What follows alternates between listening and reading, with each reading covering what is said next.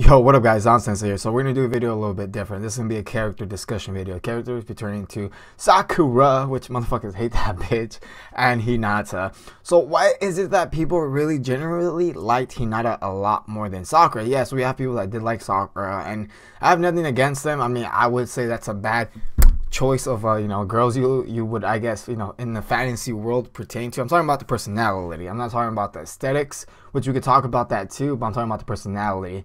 I'm not saying that, I guess a fantasy girl was like, I mean, if you're into that shit, all on you guys, but I'm talking about like personality wise, with the character. Why did this character make you want Hinata, an example, to be with Naruto rather than Sakura, like that kind of shit.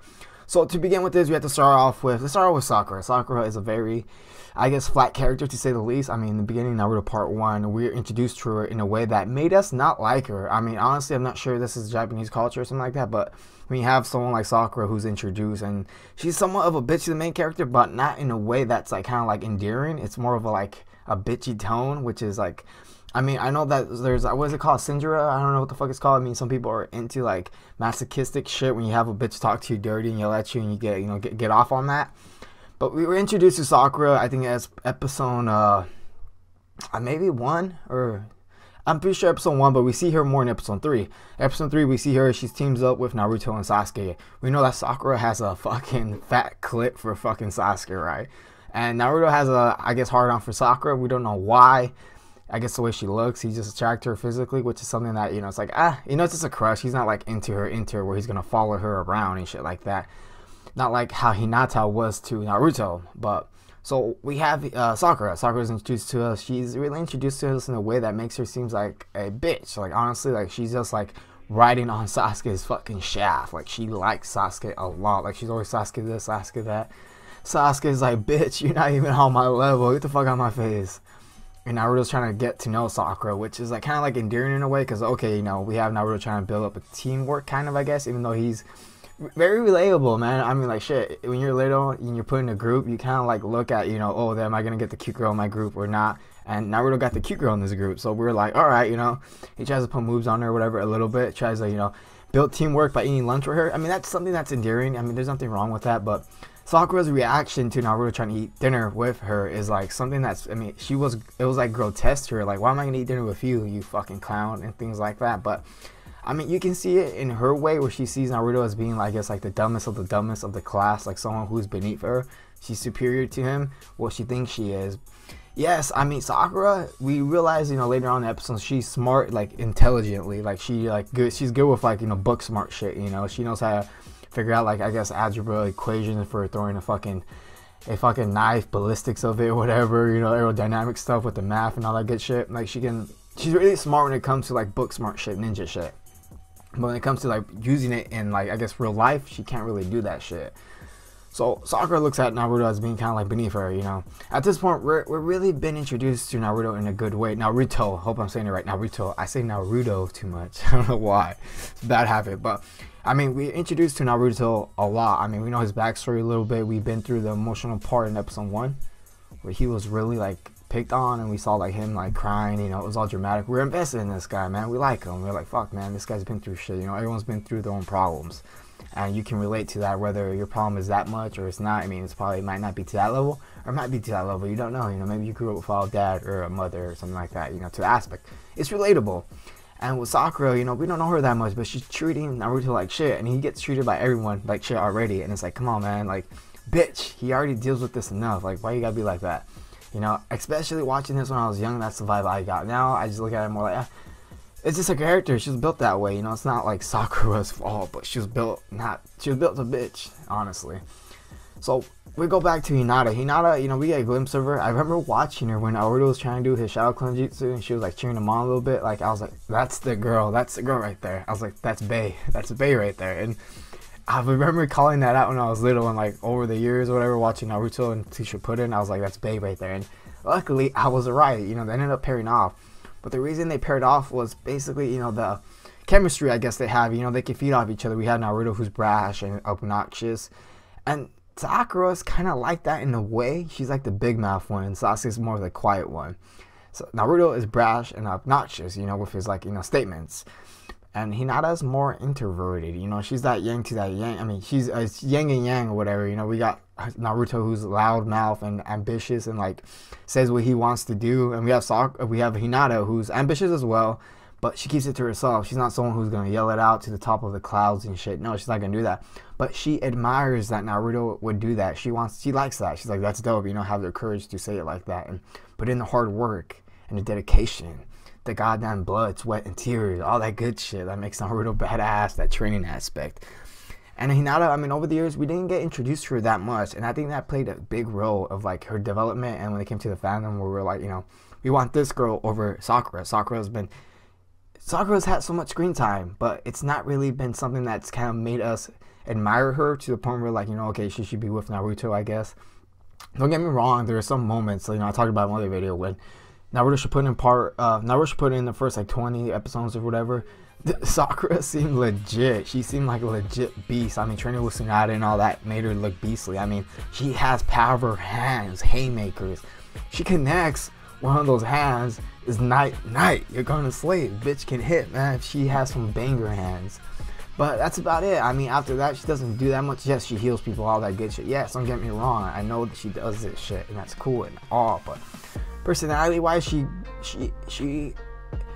it's hard to say, but when the first like episode she put in, whatever, first 10 episodes of Naruto she put in, it seemed like she got over that hurdle, which was Sasuke, but then she went back to that hurdle and just like didn't really evolve. I mean, the aspect where I said this happened is when she tried killing Sasuke, or supposedly was gonna kill this motherfucker. Bitch was gonna get bodied 5 ways to Sunday, but then she goes to kill Sasuke, and then she freezes up like a damn scared lamb, and just fucking her jaw just fucking snaps down. Her jaw just snaps down. She's ready to start fucking gargling those nuts that Sasuke has, and he's basically about to impale her ass, and Naruto comes and saves her ass and all that shit. And I was like, oh man, come on, bitch, you should have gone in there with like that full goddamn aspect to body his ass, but you didn't, and that fucked it up. I would have loved it if she went in there and connected on Sasuke's fucking dome with a punch. It would have been dope. Other than that, you know, we got Hinata. Like I said, she wasn't really introduced that much. I mean, she didn't get that much screen time, but with the screen time she did have, it was endearing. You know, it was a lot of positive aspects. I mean, I think one of the best screen moments she had was in Naruto. One of them was when she gave Naruto a pep talk, you know, when Naruto was gonna fight Neji, you know, the fucking prodigy, the beast, and shit like that. Hinata gives Naruto a pep talk, and it was very endearing, and it gave him confidence to go in there and fucking swap some hands with that prodigy and take his ass out. Naruto was a fucking underdog. No one thought he was gonna win that fight, probably besides Hinata. That's the only fucking person that thought maybe Sakura to a point, but that's about it. And that speech really impacted Naruto, and that's the moment that really impacted us as viewers. I would think you too. You guys probably rewatch it, you'll see it. I mean, you see Hinata's right there, you know, talking to Naruto, even though she's shy as fuck. She's hiding behind a tree and shit like that. It's really endearing that she took that. She was scared and very shy, but she still talked to Naruto about, you know, you can do it. I believe in you. You work hard.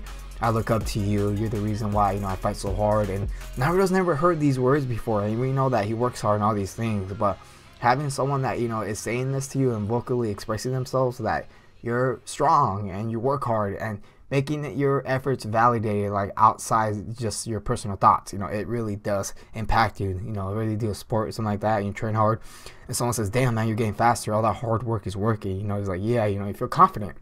Confidence comes a fucking point where you start performing better. You know, if you're not that confident, it's gonna affect your performance. Other than that, I mean, we really should put in, Hinata gets a lot more moments. You know, I think one of the most impactful moments as well was when Hinata got fucked up by Pain.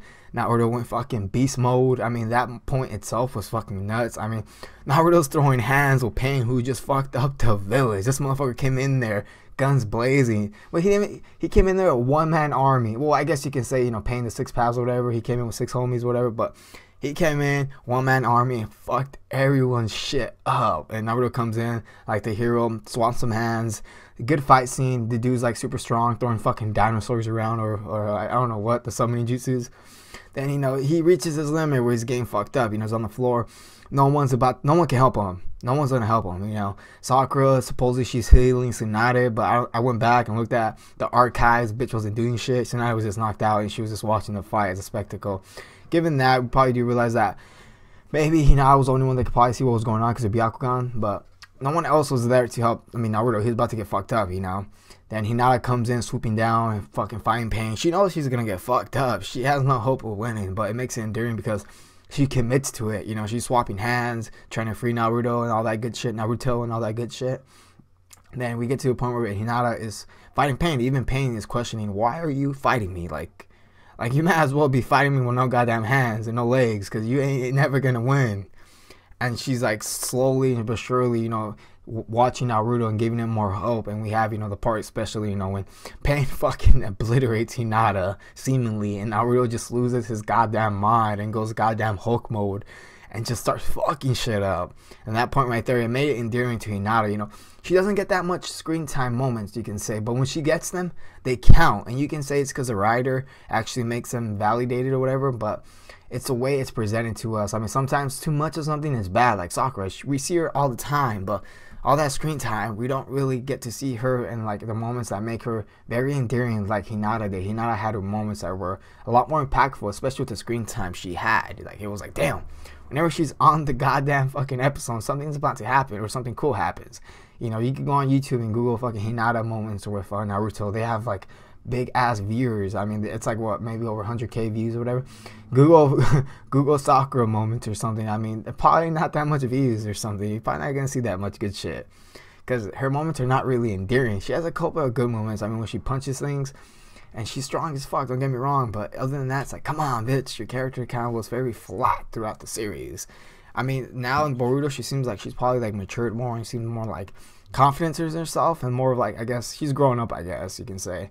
Hinata seems like she's done like a 360 now. She seems like she kind of was shy, but not even Naruto fears her ass. Like, you know, don't mess, you know, you can't mess with the wife. She'll put a beating on my ass. But I mean, Hinata's always done things very impactful. Even when we got to Naruto Shippuden like that. I mean, we can talk about the war when Neji gets fucked up. Hinata keeps everything together, even though you can tell internally she's probably heartbroken, but she knows that she can't let Naruto go down that route of, like, you know, losing a close comrade and feeling that guilt. She sees Neji's death as a way to express how much he values Naruto, that he saved Naruto's life because Hinata was gonna die for Naruto. I say Naruto a lot because I see in the fucking comment sections people be telling me I say Naruto too much. It's true, but so we get that speech, you know, and Naruto learns that, you know, everyone's trying to protect him because they see him as a hope. You know, he's a person that's gonna save the world. So if he dies, they all die. But individually, if they can provide, you know, Naruto more opportunities to succeed, you know, even if it's without a doubt giving their lives, it can really impact the war. And Neji dies, Naruto is heartbroken, all that good shit, you know, all that bad shit actually. And Hinata keeps him together, holds his hand, you know, touches him on the face, you know, things that very impactful. The moment she has is very endearing to us when we see it. You know, she plays a big role in these moments that either can make Naruto go down the bad route or make him go down the good route, where, you know, he doesn't rage the fuck out and give up hope. And I mean, I think the best moments were probably when the series was about over. I don't even think they did it in the manga or whatever. I know they didn't, but it was like the wedding episode. You know, we had Hinata grown up. We had Naruto ask Iruka Sensei to be his dad or whatever for the wedding, and we had the moment we have Hinata and Iruka Sensei, and they're talking to each other, and Hinata starts laughing. And it's very endearing. You're just watching, and you're like, we don't really get to see her like that, and it made it really impactful.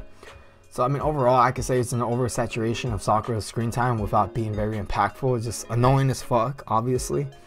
And you can very sum it up to Hinata's moments of not being there too much, but just enough, and very impactful moments that made us very, I guess, you know, made us love her, I guess, in a way, when we're like, okay, you know, she's cool and dope, because whenever she gets screen time, it's actually nice, and it's a breath of fresh air.